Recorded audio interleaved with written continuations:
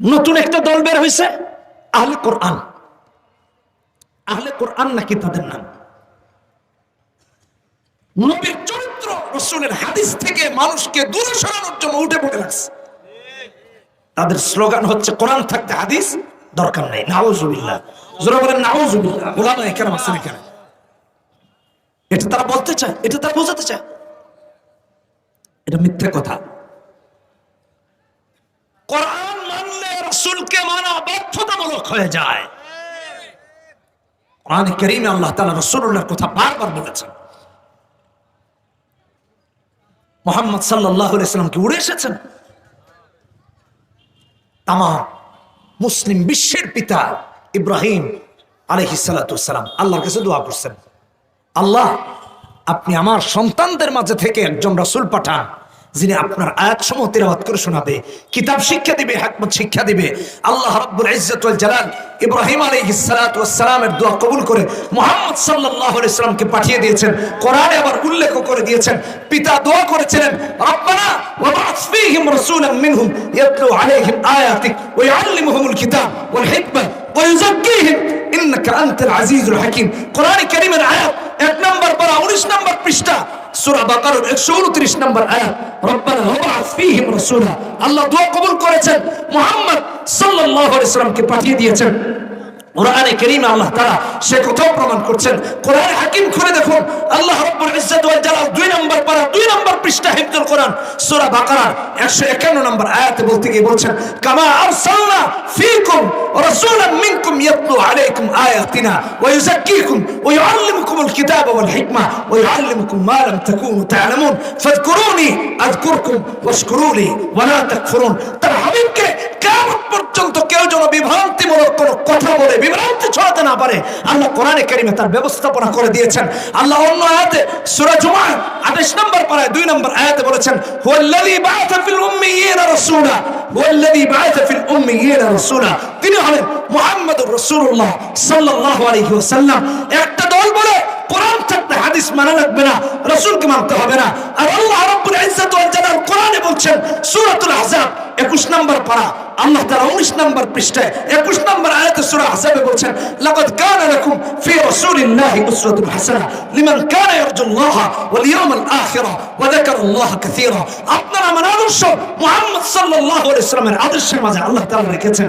আপনার আমার ফ্যাশন, আপনার আমার এইম, আপনার আমার জীবনের প্রাণ মুহাম্মদ সাল্লাল্লাহু আলাইহি ওয়াসাল্লামের মতো হবে। ওরা বলছে কোরআন থাকতে হাদিস মানার দরকার নাই, আর আল্লাহ কোরআনে কারীমে বলছেন, ওয়া মা আরসালনাকা ইল্লা রাহমাতাল লিল আলামিন। সূরাতুল আম্বিয়া 17 নম্বর পারা হিফজুল কোরআন 10 নম্বর পৃষ্ঠা 160 নম্বর আয়াত, ওয়া মা আরসালনাকা ইল্লা রাহমাতাল লিল আলামিন। ওরা বলছে মুহাম্মদ সাল্লাল্লাহু আলাইহি ওয়াসাল্লামের হাদিস মানার দরকার নাই, কোরআনের কথা বলে, কোরআনের দোহাই দিয়া। আর আল্লাহ তাআলা কোরআনে কারীমে দায়িত্বহীন কণ্ঠে বলছেন 5 নম্বর পৃষ্ঠা 28 নম্বর পারা সূরার নাম সূরাতুল হাসর 7 নম্বর আয়াত, ওয়া মা আতাকুমুর রাসূলু ফাখুযুহু ওয়া মা নাহাকুম আনহু ফান্তাহু। আল্লাহ বলছে কোরআন থাকতে হাদিস মানা লাগবে না, আর আল্লাহ কোরআনে বলছেন আমার হাবিব যা আনছেন তা মানো, হাবিব যা নিষেধ করেছেন তা বর্জন করো। ওরা কোরআনের দোহাই দিয়া আপনাকে আমাকে রাসূল থেকে দূরে সরিয়ে দিতে চায়, সুন্নাহ থেকে দূরে সরিয়ে দিতে চায়, ইসলাম থেকে দূরে সরিয়ে দিতে চায়। আর আল্লাহ তাআলা কোরআনে হাকিমে দায়িত্বহীন করতে বলছেন, কোরআনে কারীম মাইয়ুতির রাসূলা ফাকাদ আতা আল্লাহ 80 নম্বর আয়াত সূরা নিসা 9 নম্বর পৃষ্ঠা 5 নম্বর পারা শেষ আয়াত, মাইয়ুতির রাসূলা ফাকাদ আতা আল্লাহ। যে আমার হাবিবকে অনুসরণ করলো সে যেন স্বয়ং আমি আল্লাহকে অনুসরণ করলো। ওরা বলছে হাদিস মানার দরকার নাই, ওরা বলছে মুহাম্মদ সাল্লাল্লাহু আলাইহি ওয়াসাল্লাম হাদিস মানতে হবে না, কোরআন যেখানে মানুষকে বিভ্রান্তিতে ফেরার জন্য। আর আপনার আমার রব বলছেন, ওয়া মান ইউতি'আল্লাহ ওয়ার রাসূল ফাউলাইকা মা'আল্লাযীনা আন'আমা আল্লাহু আলাইহিম মিনান নাবিয়্যিন ওয়াস সিদ্দীকিন ওয়াশ শুহাদাই ওয়াস সালিহিন ওয়া হাসুনা উলাইকা রাফিকা। 8 নম্বর পৃষ্ঠার প্রথম আয়াত 5 নম্বর পারা সূরার নাম সূরা নিসা 69 নম্বর আয়াত, আল্লাহ রাব্বুল আলামিন বলছেন, আল্লাহ আল্লাহর রাসূলকে যারা অনুসরণ করবে, নবীন, সিদ্দিকিন, শুহাদা, সালেহিনের সাথে তাদের হাসর হবে। ওরা বলছে মুহাম্মদ সাল্লাল্লাহু আলাইহি ওয়াসাল্লামকে মানার দরকার নাই, হাদিস মানার দরকার নাই, যেখানে কোরআন আছে। আর আল্লাহ রাব্বুল আলামিন আপনাকে আমাকে আমাকে বলছেন সূরা নিসাতে 59 নম্বর আয়াতে 5 নম্বর পারায়, ইয়া আইয়ুহাল্লাযীনা আমানু আতিউল্লাহ ওয়া আতিউর রাসূল ওয়া উলিল আমরি মিনকুম, আল্লাহ এবং আল্লাহ রাসূলকে অনুসরণ করো। আর ওরা বলছে কি আল্লাহ রাসূলকে মানতে হবে না, হাদিস মানার দরকার নাই, কোরআন থাকতে ওরা কত মিথ্যা তথ্য দিয়ে মুসলমানদেরকে বিভ্রান্ত করছে। শুধু তাই না আমার ভাইরা, ওয়া আতিউল্লাহ ওয়া রাসূল লাআল্লাকুম তুরহামুন, কোরআনে কারীম সূরার নাম হলো সূরা আলে ইমরান।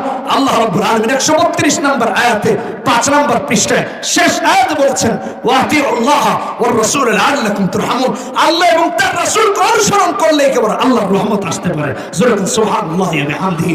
ওরা বলছে মুহাম্মদ সাল্লাল্লাহু আলাইহি ওয়াসাল্লামকে মানতে হবে না, হাদিসকে মানতে হবে না।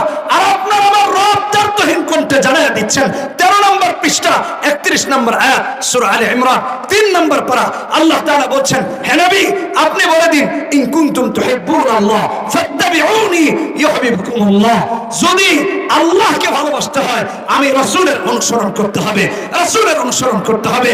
আমি সুস্পষ্ট ভাষায় জানিয়ে দিচ্ছি, যারা আহলে কোরআনের দাবি দেখিয়ে, যারা কোরআনের কথা বলে বলে রাসূলের হাদিসের দরকার নাই, ইসলামের মাঝে রাসূলের সুন্নাতের দরকার নাই, আমি বলি তারা আহলে কোরআন না, এরা আহলে শয়তান, ইসলামের দুশমন, কোরআনের দুশমন ছাড়া।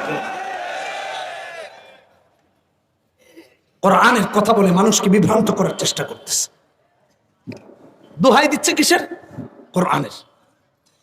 বলছে আহলে কোরআন, কোরআন থাকতে হাদিস মানবা কেন? আর আল্লাহ কোরআনেই বলতেছেন তোর নবী মানেই না। যদি রহমত চাস, যদি পৃথিবীতে শান্তি চাস, মানুষকে কিভাবে বিভ্রান্ত করছে। শেষ জমানা অনেকভাবে বিভ্রান্তের শিকার হবেন, বিভ্রান্ত হবেন। আলেমদের কাছে যান, আলেমদের শরণাপন্ন হন। আলেমদের কাছে যান না কেন? আলেমের সাথে সম্পর্ক নাই কেন? শয়তানের সাথে তো ঠিকই সম্পর্ক আছে। মসজিদে আজান হয়েছে হাইয়া আলাস সালাহ হাইয়া আলাল ফালাহ, যায় না। অথচ ব্রাজিলের খেলার জন্য কেউ কি কইছে?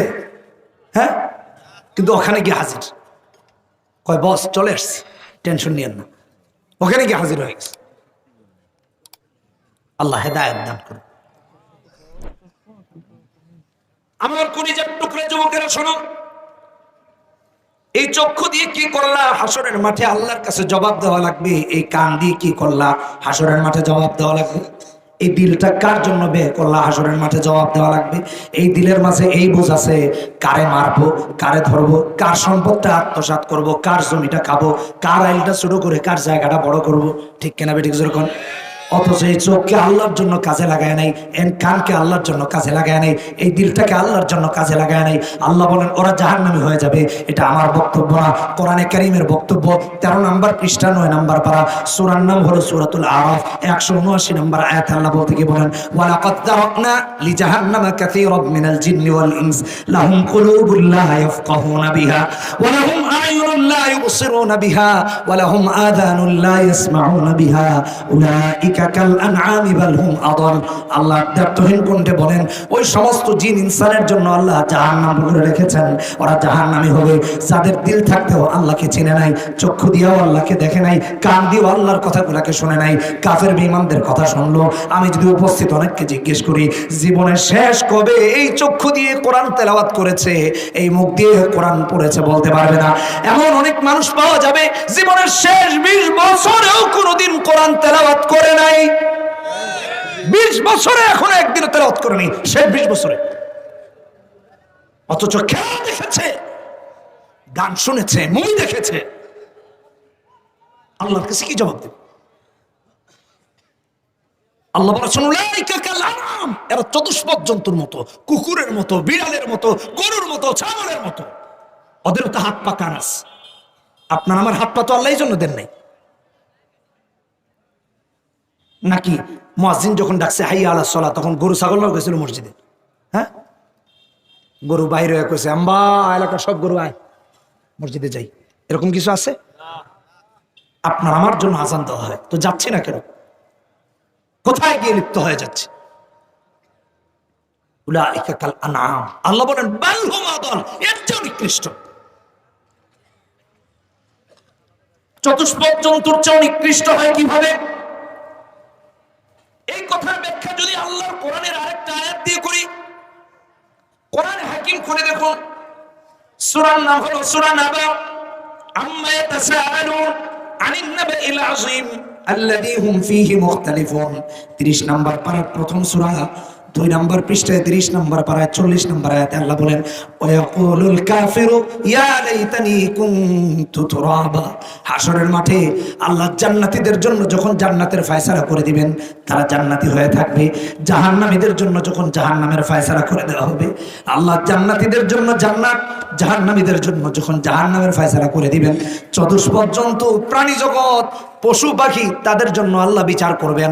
ওদেরকে ডাকবেন আর বলবেন, তোমাদের কার সাথে কি বোঝাপড়া ছিল সব মিটমাট করে দাও। কে কার সাথে অন্যায় করলো, কে কার একটা গোতা মারলো, ও আবার একটা গোতা মেরে শোধ করে দিবে। ওদের মাঝে বিচার কায়েম করে দিবেন। তারপর আল্লাহ বলবেন, কোন তুরাবা, মাটি হয়ে যাও, সব মাটি হয়ে যাবে। কাফেররা, জাহান্নামীরা তখন দাঁড়ায় বলতে থাকবে, ইয়া লাইতানি কুনতু তুরাবা, ইয়া লাইতানি কুনতু তুরাবা। হ্যাঁ, আল্লাহ, আমরাও যদি মাটি হয়ে যেতে পারতাম। মাটি তো চতুষ্পদ জন্তুগুলো হবে, পশু পাখিরা হবে, মানুষ হবে না। হয়তো জান্নাতি হবে, নয়তো জাহান্নামী হবে। সেই দিনকে একটু ভয় করি, যেদিন বাবা কাজে আসবে না, মা কাজে আসবে না, বোন কাজে আসবে না, ভাই কাজে আসবে না, বন্ধু কাজে আসবে না। আরে যুবক, সেদিন দেখলাম চাঁদপুরে এক ছেলে আরেক ছেলেরে আর্জেন্টিনা ব্রাজিল নিয়ে খুন করে ফেলছে।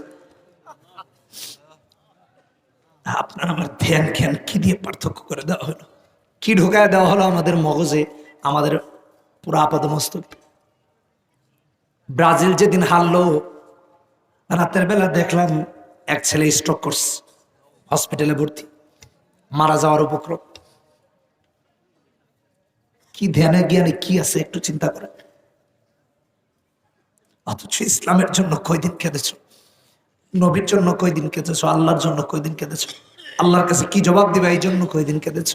ওয়ায়াকুলুল কাফিরু ইয়া লাইতানি কুনতু তুরাবা, বলবে আল্লাহ গো, আমরা যদি মাটি হয়ে যেতে পারতাম। কিন্তু মাটি হওয়ার অপশন থাকবে না, হয়তো জান্নাতি নয়তো বা জাহান্নামী, এছাড়া উপায় থাকবে না। ওই দিনকে ভয় করো, যেদিনের ব্যাপারে আল্লাহ বলেছেন বালহুম আদাল, বরং চতুষ্পদ জন্তুর চেয়ে নিকৃষ্ট হয়ে যায়। আপনি আর আমি রাসূলুল্লাহর সবচেয়ে বড় মুআজিজা কোরআনে কারীম পাইলাম, অথচ নিজের আপাদমস্তক ব্যক্তি জীবন, পারিবারিক জীবন, রাষ্ট্রীয় জীবন, রাজনৈতিক জীবনকে কোরআন দিয়ে সাজাইতে পারলাম না। কাফেররা কি বলতো জানেন? কোরআনে কারীমে আসছে, আল্লাহ রাব্বুল আলামিন সূরা আনকাবুতে বলেছেন, ভালো করে শুনুন, ওয়াকালু লাউলা উনজিলা আলাইহি আয়াতুম মির রাব্বি, 21 নম্বর পারা, প্রথম পৃষ্ঠা। মুহাম্মদ, একটা কিছু দেখাও, এই যে কালিমার দাওয়াত দাও, তোমার রবের পক্ষ থেকে কিছু দেখাও, মানে উল্টাপাল্টা কিছু আর কি, যেটা স্বাভাবিক না। ইসলামী পরিভাষায় যেটাকে বলি মুআজিজা, অলৌকিক কিছু দেখাও। কাফেররা একবার ধরলো মুহাম্মদ। এই ঘটনা মুসলিম বুখারীর হাদিসে আসছে, 3636 নম্বর হাদিস। যে ঘটনাকে কেন্দ্র করে কোরআনে সূরা নাযিল করছেন আল্লাহ, সূরা কমর 27 নম্বর পারা, 7 নম্বর পৃষ্ঠা। কাফের বেঈমানরা দেখে বলে, মুহাম্মদ কিছু একটা করে দেখাও, তোমার যে আল্লাহ আছে বুঝবো কি করে বলো তো দেখি। রাহমাতুল লিল আলামিন নবী বললেন, বলো কি করে দেখাবো? তাই করে দেখাবে আমার আল্লাহ, তাই করে দেখাবে। আমি তো কেবল ভীতি প্রদর্শনকারী আয়াত তো আল্লাহর কাছে। কাফেররা বলতে লাগলো, মুহাম্মদ চাঁদটাকে দ্বিখণ্ডিত করে দেখাও। রাহমাতুল লিল আলামিন নবী, ওরে ভাই, আর্জেন্টিনা হেরেছে তাই তুমি কাঁদতে কাঁদতে পাগল হয়ে গেছো, স্ট্রোক করে হসপিটালে গেলে। কাফের বেঈমানগুলোর জন্য রাহমাতুল লিল আলামিন নবী আল্লাহরে ডেকে কয়, আল্লাহ এই বেঈমানগুলো তুমি চারটাকে দ্বিখণ্ডিত করলে ইমানদার হয়ে যাবে। ওরা বলছে কালেমা পড়বে। আল্লাহরে তুমি চারটারে দ্বিখণ্ডিত করে দিয়া ওদেরকে জাহান্নামের আগুন থেকে বাঁচায় দাও, আমার উম্মতগুলো জান্নাতি হয়ে যাক।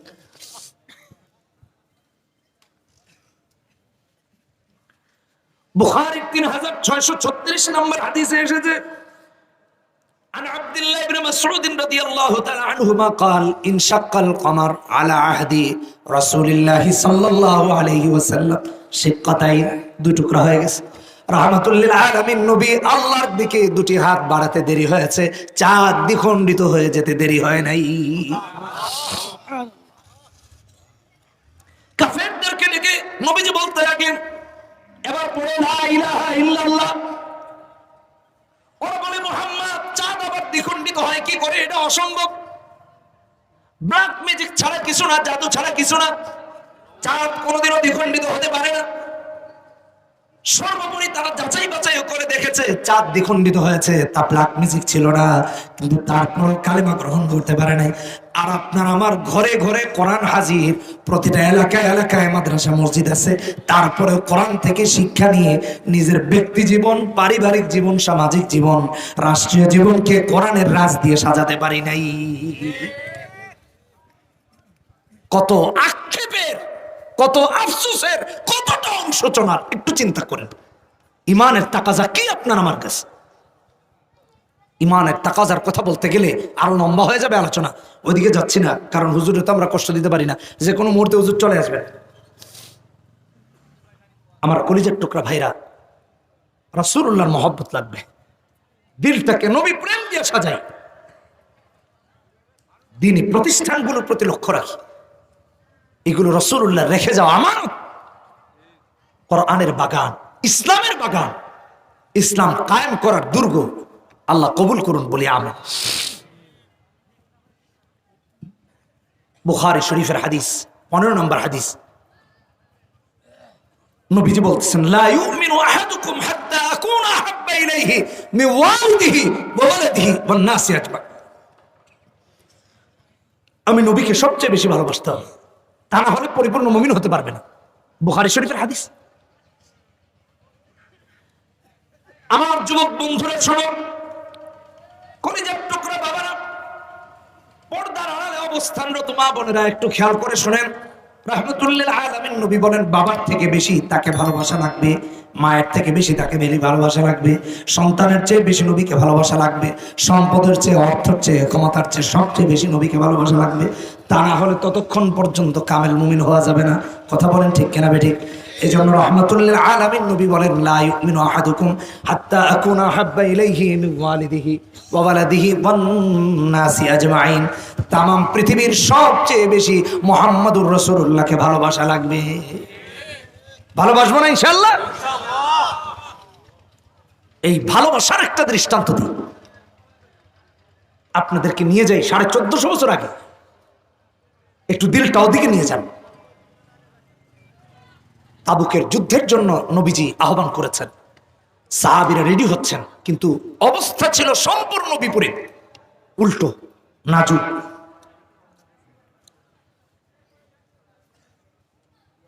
খাদ্যের অভাব ফল ফসল ঠিক মতো হয় নাই টাকার অভাব কিভাবে সাহাবীরা যুদ্ধে যাবেন টেনশনে পড়ে গেছেন সবাই কিন্তু নির্দেশ যেহেতু নবীজির সবাইকে যাওয়াই লাগবে সবাই যাবে একজন সাহাবী ছিলেন আবু যর গিফারি রাদিয়াল্লাহু তাআলা আনহু বড় মাপের সাহাবী রাসূলুল্লাহর অনেক বড় আশিক নবীকে অনেক ভালোবাসেন টেনশনে পড়ে গেছেন যে নবী নির্দেশ করেছেন আমি তো জিহাদে যাব কিন্তু আমার বাহনটা তো দুর্বল এই বাহন নিয়ে এই পরিস্থিতিতে সূর্যের তাপ যেন অগ্নিস্ফুলিঙ্গ হয়ে মাথায় নিক্ষিপ্ত হচ্ছে আমার এদিকে সূর্যের তাপে মরুভূমির বালুগুলো জ্বলন্ত অঙ্গারে রূপ নিয়েছে কিভাবে যাব আবার আমার বাহনটা দুর্বল তার মানে বের হওয়া মানে কিছু পথ যাওয়ার পর এটা যেতে পারবে না তখন আমাকে হেঁটে যাওয়া লাগবে তার মানে নিশ্চিত শাহাদাতের মৃত্যু ছাড়া কোনো উপায় নাই কিন্তু বাঁচলে গাজী মরলে শহীদ রাসূলুল্লাহর নির্দেশ অমান্য করা যাবে না এই ঘটনা কি আমি বানায় বলতেছি না এটা হাদিস মুসনাদ আহমদের হাদিস 20409 নম্বর হাদিসের কথা বলতেছি সংক্ষেপে বুঝাইতেছি আপনাদের রাহমাতুল লিল আলামিন নবীর নির্দেশে সবাই বের হয়ে গেলেন পরিস্থিতি নিয়ন্ত্রণে না থাকার কারণে কয়েকজন যখন পিছে চলে যায় সাহাবীরা ডেকে বলে ইয়া রাসূলুল্লাহ চলে যাচ্ছে নবীজি বলেন যে যেতে চায় যেতে দাও বাধা দিও না আবার আরেকজন যায় রাসূলুল্লাহ বলেন যে যেতে চায় যেতে দিও বাধা দিও না সূরা তাওবাতে তাদের ব্যাপারে আয়াত পর্যন্ত নাযিল হয়েছে। আলহামদুলিল্লাহ হুজুর চলে আসছেন। আমার একটা কাগজ টাগজ দিলে টাইমটা ভালো হইতো, আসলে আমি বুঝিনি, আমি ডরাইতেছিলাম কখন জানি হুজুর চলে আসেন। আলহামদুলিল্লাহ হুজুর